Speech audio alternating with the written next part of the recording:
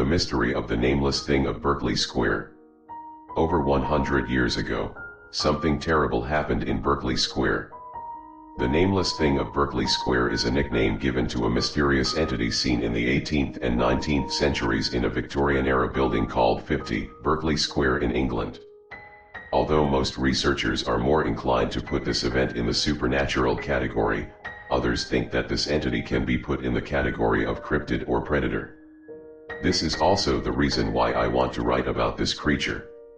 Haunted building. This mystery story is centered on a residential complex called Berkeley Square. The Berkeley Square complex was built in 1740 by an architect named William Kent. This complex was once the residence of important figures, including Winston Churchill, who lived in building number 48. Then, George Canning, British Prime Minister, in 1827. He lived in building number 50. And in this building, this mystery begins. No one knows for sure when and how this building got its haunted reputation. However, the strange events that accompany this building have actually started since the late 1700s. It is said that, according to legend, a girl who lived in the building was brutally killed by her nanny. Since then, the spirit of the little girl was often seen crying on the floor above. But it wasn't until 1840 that the building managed to build its reputation as one of the most feared buildings in England. Horror on the second floor. In that year, Sir Robert Warboys, who was only 20 years old, heard rumors about the haunted building. Raised as an educated man, the Warboys despised the rumor and viewed it as nothing more than an urban legend. Warboys' colleagues who did not agree with that view immediately challenged him to spend the night on the second floor of the building. Arrogantly, he accepted the challenge. After successfully convincing the building guard, Warboys was given a room on the second floor, directly above the guard's room. In later times, it would be called one of the most haunted rooms in England. Then Warboys went up to the bedroom armed with a gun and a candle. 45 minutes later, the guard awoke from his sleep. He heard a commotion in the upstairs room, the room where the Warboys lived. A few seconds later, gunshots were heard. Hastily, he immediately got up and ran towards the top. Arriving at the door of the room, he immediately broke it by force. What he saw he will never forget for the rest of his life. The conditions in the room hardly changed.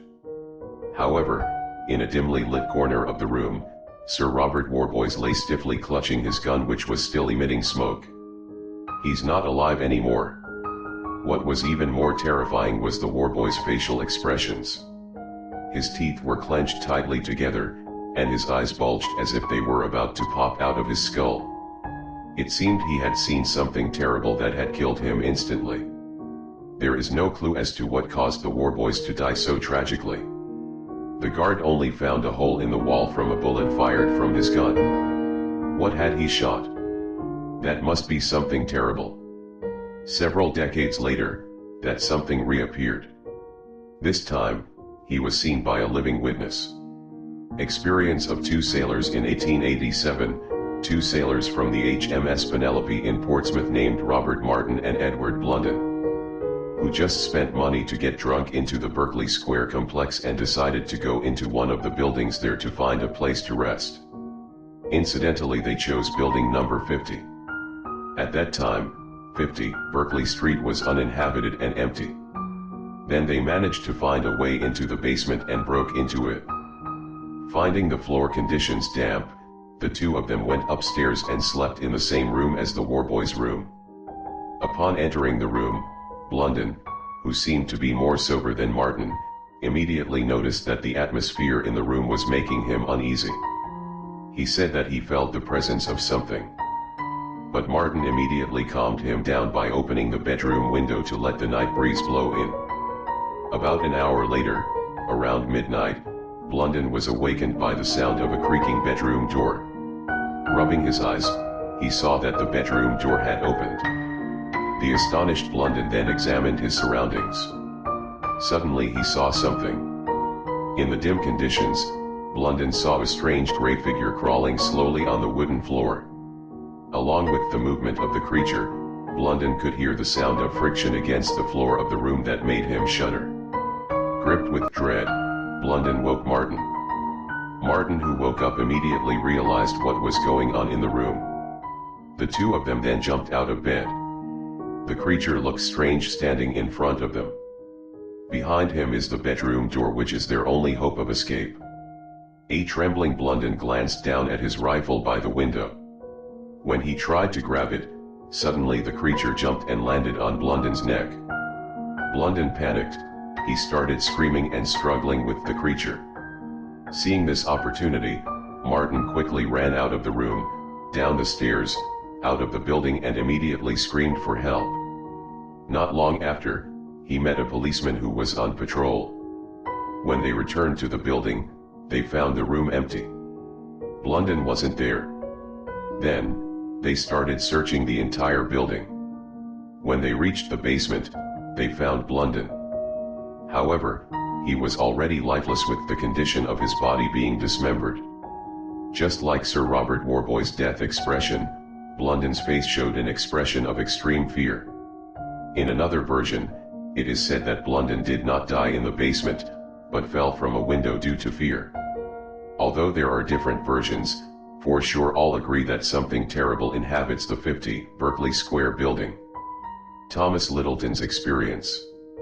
The story of the sightings experienced by Martin might be considered a hoax by a drunken sailor. However, the appearance of this creature was also experienced by public figures who seemed to have no reason to lie. One of them was a member of Parliament named Thomas Littleton, who had lived in the same building for some time. One night, when going to sleep, Littleton saw something that looked like a living creature in his room. He immediately took his gun and fired. He was sure that the creature was shot because he saw it fall. But he could not find any traces or carcasses. What creature is it? According to witnesses who claimed to have seen it, the creature was almost shapeless and looked like a sticky liquid. When it moves, it makes strange noises. The descriptions given were quite different, but at least one of the witnesses claimed to have witnessed that the creature had a collection of tentacles like an octopus.